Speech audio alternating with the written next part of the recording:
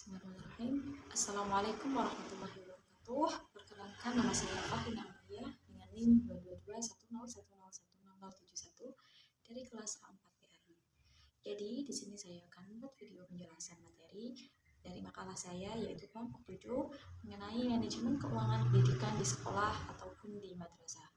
Baik, langsung saja di sini saya akan menjelaskan keseluruhan materi dari makalah saya. Yang pertama yaitu pengertian manajemen. Jadi, manajemen di sini yaitu adalah proses perencanaan pengorganisasian, pengarahan, dan pengendalian untuk mencapai tujuan tertentu, baik secara efektif, efisien, serta di mana dalam praktiknya ini manajemen itu mencakup strategi, struktur organisasi, pembagian tugas, serta evaluasi hasil. Jadi, seorang manajer itu juga harus memiliki kemampuan komunikasi dan kepemimpinan yang baik. Jadi, dengan kepemimpinan yang baik ini agar mencapai proses kerja berjalan harmonis dan produktif. Selanjutnya yaitu pengertian manajemen keuangan pendidikan. Jadi, manajemen keuangan pendidikan ini adalah pengelolaan dana secara sistematis, mulai dari perencanaan, penganggaran, pelaksanaan, pengawasan, hingga pertanggungjawaban. Nah, tujuannya adalah memastikan dana ini digunakan secara efektif, efisien, transparan, dan akuntabel demi menunjang keberhasilan program pendidikan di sekolah. Nah, dari ini manajemen itu memiliki kepentingan yaitu mengenai keuangan di sekolah, itu pengelolaan keuangan yang baik memungkinkan program pendidikan itu berjalan optimal, di mana di dalam manajemen itu perlu yaitu adanya kepala sekolah dan staf tata usaha. Ini wajib memahami prinsip-prinsip manajemen keuangan untuk menghindari penyimpangan dana seperti membangun kepercayaan masyarakat terhadap lembaga pendidikan. Selanjutnya, di dalam manajemen itu adanya ruang lingkup manajemen keuangan terdiri dari 4 aspek utama, yaitu yang pertama yaitu perencanaan anggaran atau budgeting, yaitu menyusun rencana penggunaan dana berdasarkan kebutuhan dan prioritas. Selanjutnya yaitu prinsip, di mana prinsip di dalam ini itu hemat, tepat, sarana, tidak disalahgunakan. Nomor 2 yaitu pembukuan atau accounting, di mana meliputi pencatatan masuk keluar dana menggunakan dokumen seperti buku kas, jurnal, dan neraca. Di mana contohnya itu kepala sekolah itu berperan di dalam pengawasan. Selanjutnya, nomor 3 yaitu pemeriksaan atau auditing, di mana di dalam ini itu perlu adanya evaluasi penggunaan dana melalui audit keuangan dan audit operasional. Di mana tujuan ini untuk memastikan penggunaan dana itu sesuai dengan rencana dan regulasi. Selanjutnya yang terakhir yaitu pertanggungjawaban, di mana pertanggungjawaban ini yaitu perlu adanya laporan keuangan kepada dinas pemerintah dan masyarakat. Dengan ini tujuannya itu dilakukan secara berkala dan selanjutnya yaitu akuntabilitas pendidikan, yaitu bagian dari vital dari manajemen sekolah yang bertujuan untuk mendukung keberhasilan pendidikan melalui pengelolaan dana yang tertib, di mana dengan itu kita menjadikan manajemen itu efisien dan akuntabel. Yaitu penerapan yang baik itu akan menciptakan sekolah yang transparan, dipercaya masyarakat, serta mampu meningkatkan mutu pendidikan secara berkelanjutan. Selanjutnya yaitu prinsip dan prosedur dari penerapan manajemen keuangan pendidikan, yaitu yang pertama, pengantar manajemen keuangan sekolah adalah proses pengelolaan dana pendidikan mulai dari perencanaan, pelaksanaan, hingga evaluasi dan pelaporan, di mana di sini tuh memiliki tujuan agar penggunaan dana dapat mendukung tercapainya tujuan pendidikan. Nah, pengelolaan ini bukan hanya administratif, tetapi juga menyangkut tanggung jawab moral dan sosial. Nah, ini untuk menggunakan dana secara adil, efisien, transparan, dan nah, prinsip utama dari manajemen keuangan itu yang pertama itu transparansi. Di mana transparansi ini adalah keterbukaan dalam pengelolaan keuangan sekolah. Jadi, semua data keuangan, baik penerimaan maupun pengeluaran itu harus dapat diakses oleh pihak-pihak yang berkepentingan. Contohnya itu seperti guru, orang tua, dan pemerintah. Contoh dari transparansi yaitu menampilkan sumber dan jumlah dana yang diterima. Selanjutnya yaitu memberikan rincian belanja, terus menyusun laporan pertanggungjawaban yang jelas. Dan tujuan dari ini yaitu untuk membangun kepercayaan dan partisipasi publik terhadap lembaga pendidikan. Selanjutnya yaitu efektivitas. Jadi efektivitas ini berarti penggunaan dana harus benar-benar berdampak pada pencapaian tujuan pendidikan. Ini dinilai melalui yaitu pertama input itu seperti input dana, fasilitas, guru. Nah, untuk prosesnya itu cara penggunaan sumber daya. Nah, sedangkan output itu hasil langsung seperti prestasi, kelulusan dari siswa atau peserta didik, yaitu outcome. Itu dampak jangka panjang seperti reputasi dan kontribusi lulusan. Selanjutnya yaitu sekolah yang efektif itu mampu menciptakan hasil pendidikan yang nyata dengan pemanfaatan dana yang tepat. Selanjutnya yaitu efisiensi, di mana efisiensi ini menekankan pentingnya penggunaan dana yang hemat dan tepat sasaran. Jadi strategi efisiensi itu adalah menghindari pemborosan, terus mengalokasikan dana berdasarkan kebutuhan utama. Nah, dengan maksimalkan sarana yang sudah ada, yaitu dengan mengembangkan guru dan staf secara berkelanjutan. Dengan efisiensi ini yaitu untuk menghindari pembelanjaan yang tidak perlu. Jadi sekolah itu dapat fokus pada kegiatan inti dari pendidikan. Nah, selanjutnya yaitu tahapan manajemen keuangan sekolah, yaitu yang pertama itu perencanaan, di mana perencanaan ini adalah tahap awal yang sangat penting dalam manajemen keuangan. Seperti langkah-langkah dari perencanaan ini, yang pertama yaitu identifikasi kebutuhan sekolah, di mana yaitu perlu adanya itu diskusi bersama stakeholder. Nah, stakeholder ini yaitu seperti kepala sekolah, guru, komite sekolah, dan ataupun yayasan. Dengan ini yaitu perlu namanya penyusunan RKS, yaitu rencana kegiatan dan anggaran sekolah. RKS ini yaitu menjadi dokumen resmi yang memuat seluruh kegiatan dan anggaran pendidikan, yaitu pertama itu mencakup biaya operasional, terus gaji dan tunjangan tenaga pendidik. Nah, dengan itu terus kegiatan siswa, itu. Selanjutnya yaitu pengembangan sarana dan mutu pendidikan. Nah, dari tantangannya yaitu keterbatasan dana, itu solusinya adalah dengan menetapkan skala prioritas, mendahulukan kebutuhan yang paling penting. Jadi kita mendahulukan sesuatu hal yang penting terlebih dahulu. Nah, selanjutnya itu pelaksanaan tahap ini yaitu pertama yaitu realisasi dari rencana anggaran, terdiri dari pengelolaan penerimaan. Dana itu berasal dari mana? Seperti dari pemerintah, misalnya dana BOS atau yayasan atau sumber lainnya. Terus pengelolaan pengeluaran, di mana dana itu digunakan sesuai dengan RKS, dicatat dalam buku kas atau umum ataupun buku kas harian. Biasanya dana itu dibagi sekitar 70% untuk kegiatan langsung siswa seperti KBM, ekstrakurikuler, bantuan siswa, dan lain sebagainya. Selanjutnya itu 30% untuk pengembangan guru dan staf.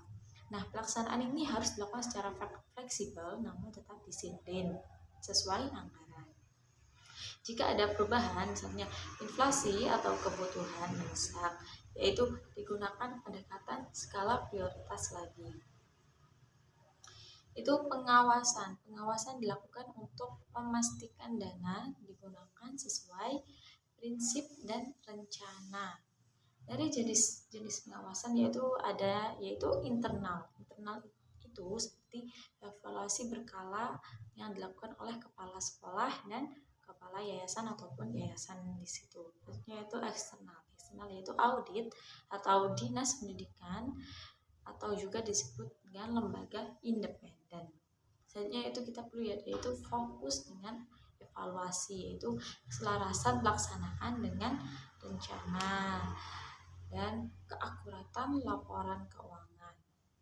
efektivitas dan efisiensi pelaksanaan kegiatan, yaitu laporan pertanggungjawaban itu disusun secara formal dan dikirim ke pemerintah serta yayasan. Nah, hasil audit itu menjadi dasar perbaikan di periode berikutnya. Selanjutnya yaitu partisipasi dalam pengelolaan keuangan. Pengelolaan keuangan sekolah itu harus bersifat partisipatif, yang artinya yaitu harus melibatkan kepala sekolah, bendahara, guru, ataupun komite sekolah, dan juga orang tua siswa. Nah, di dalam partisipasi ini yaitu agar membangun rasa memiliki dan tanggung jawab bersama terhadap keuangan sekolah. Selanjutnya yaitu model penerapan manajemen keuangan pendidikan di madrasah dalam dunia pendidikan modern.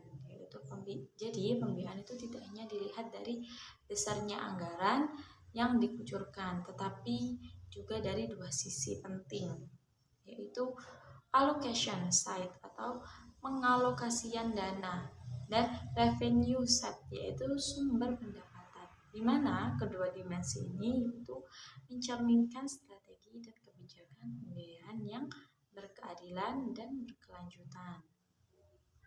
Dalam konteks madrasah yang banyak berada di daerah pinggiran dan melayani masyarakat berpenghasilan rendah, yaitu bagaimana caranya itu manajemen keuangan itu yang efektif harus sesuai dengan tepat sasaran, itu menjadi faktor kunci keberlangsungan lembaga.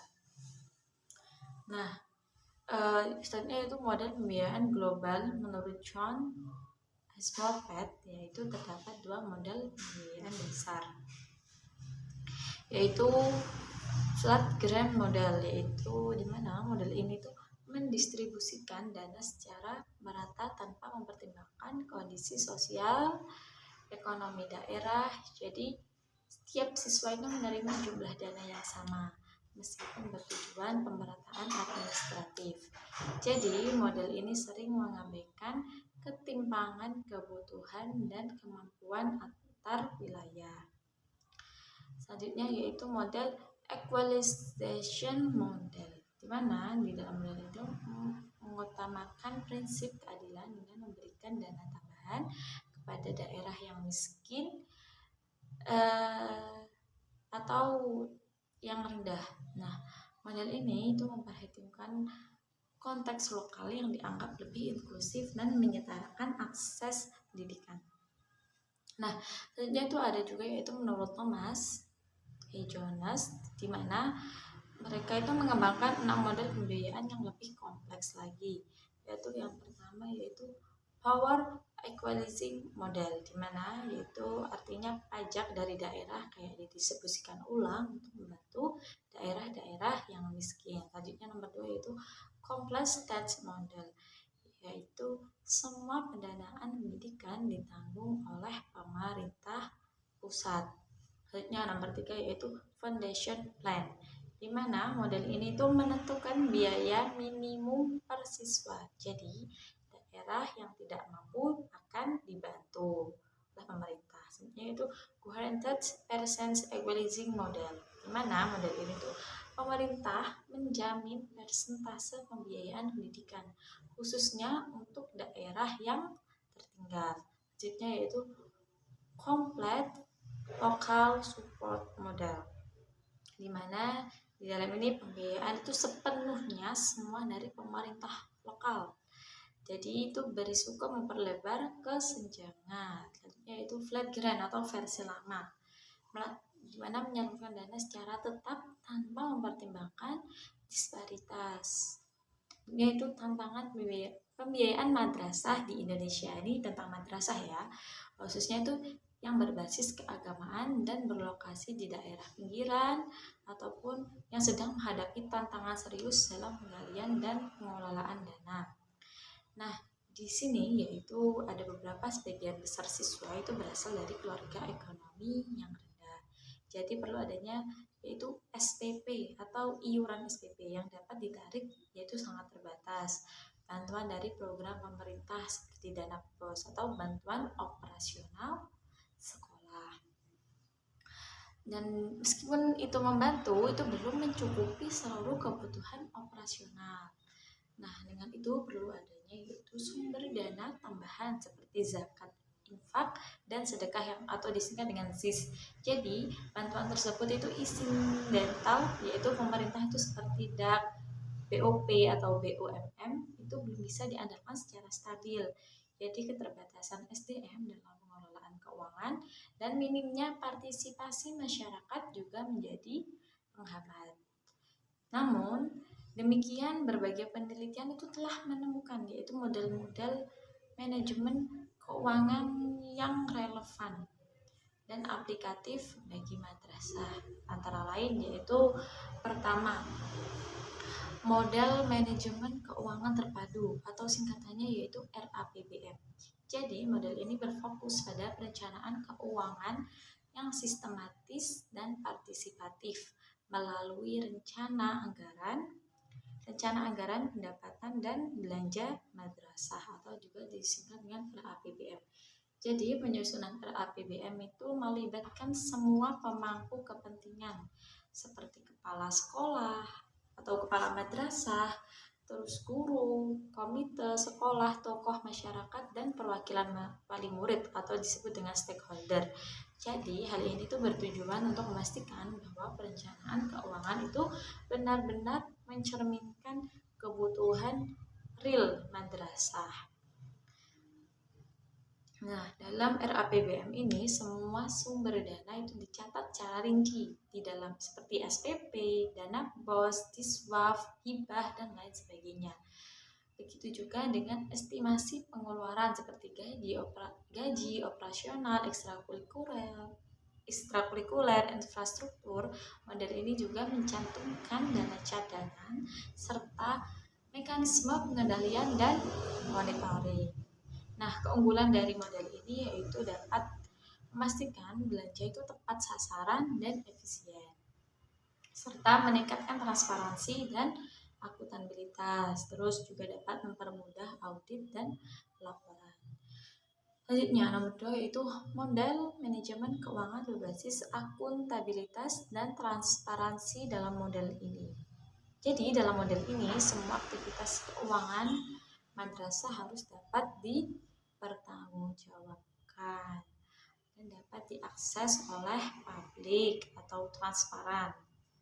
Nah, jadi di sini model ini tuh setiap pengeluaran atau ini harus disertai dengan bukti administrasi lengkap sesuai dengan anggaran yang telah direncanakan dalam RAPBM. Nah, laporan keuangan ini wajib dipublikasikan secara rutin kepada pihak terkait seperti wali murid dan masyarakat melalui rapat komite, papan informasi, website, atau media lainnya bila ada perubahan anggaran. Dengan ini mereka harus disetujui oleh pemangku kepentingan. Nah, dengan ini madrasah itu juga dianjurkan untuk membentuk tim audit internal dari unsur guru dan komite untuk melakukan pemeriksaan secara berkala. Keunggulan dari model ini yaitu dapat meningkatkan kepercayaan masyarakat. Terus nomor 2 yaitu menumbuhkan budaya jujur dan profesional. Terus nomor 3 yaitu mendorong keterlibatan masyarakat secara aktif. Nomor 3 yaitu model manajemen keuangan berbasis sumber dana masyarakat. Jadi, model ini didasari pada pentingnya membangun kemandirian finansial dengan menggali potensi lokal seperti madrasah. Jadi, madrasah itu tidak bisa terus bergantung pada bantuan pemerintah. Oleh karena itu, sumber dana itu dapat diperoleh dari pertama itu donasi alumni, terus pengusaha lokal atau tokoh agama.